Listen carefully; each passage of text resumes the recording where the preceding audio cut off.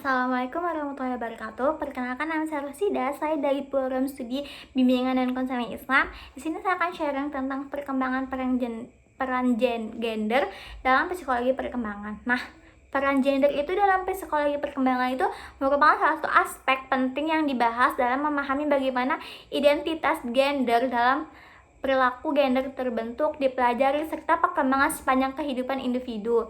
Nah, ini ada beberapa peran gender dalam psikologi perkembangan dari perspektif berbagai teori.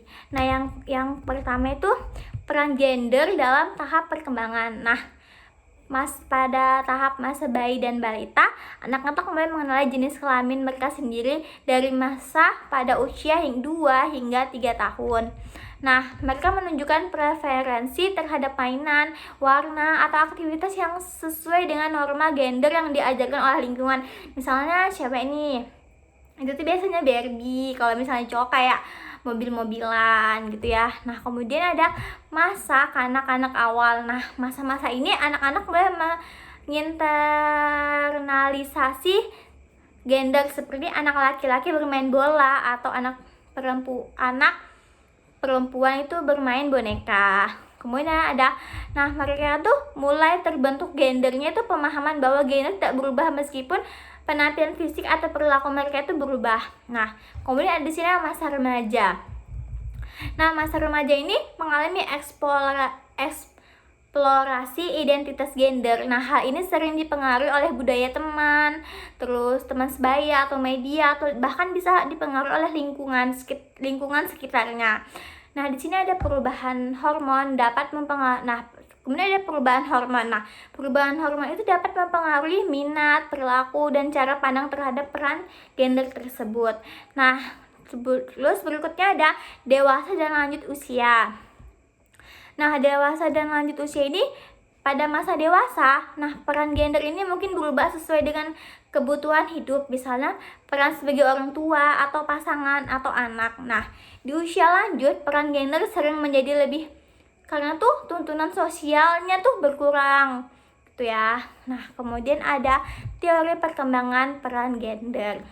Yang pertama ada teori belajar sosial. Nah, teori belajar sosial ini ada anak-anak belajar peran gender melalui observasi dan imitasi model di sekitar mereka, di lingkungan mereka seperti orang tua, teman, media, lingkungan, atau bahkan guru-guru mereka. Nah, kemudian teori kognitif perkembangan. Nah, teori ini anak-anak mengembangkan gender identity. Nah, itu kesadaran tentang gender mereka sekitar usia 2 hingga 3 tahun.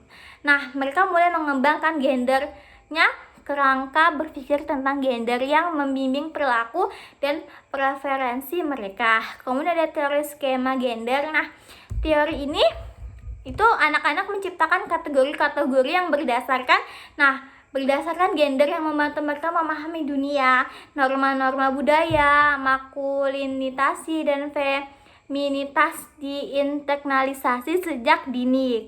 Kemudian ada teori biologis. Nah, teori biologis ini faktor genetik dan hormonal.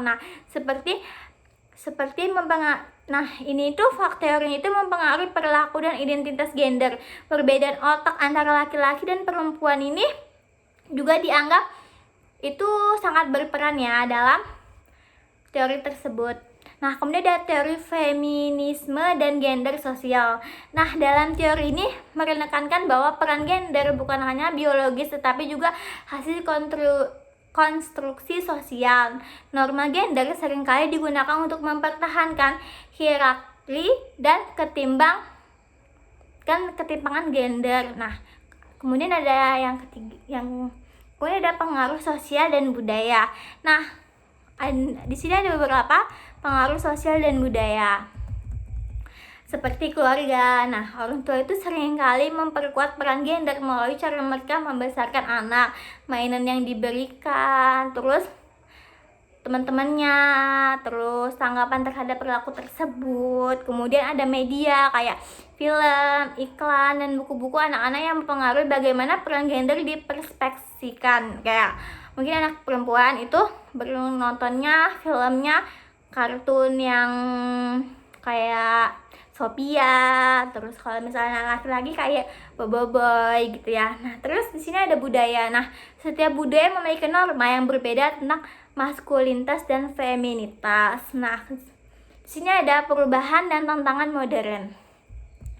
Nah, di sini tuh pandangan tradisional itu tentang gender sebagai laki-laki atau perempuan mulai bergeser dengan pengakuan terhadap identitas non-biner dan gender queer. Nah, ini tuh pengaruh globalisasi, interaksi budaya memperluas pemahaman tentang gender dan norma lebih inklusif. Nah, ada implikasi dalam psikologi perkembangan. Nah, seperti intervensi pendidikan, kesehatan mental, pendekatan holistik, dan perkembangan peran gender itu mencerminkan interaksi kompleks. Nah, cukup sekian yang saya sharing, kurang lebihnya mohon maaf. Wassalamualaikum warahmatullahi wabarakatuh.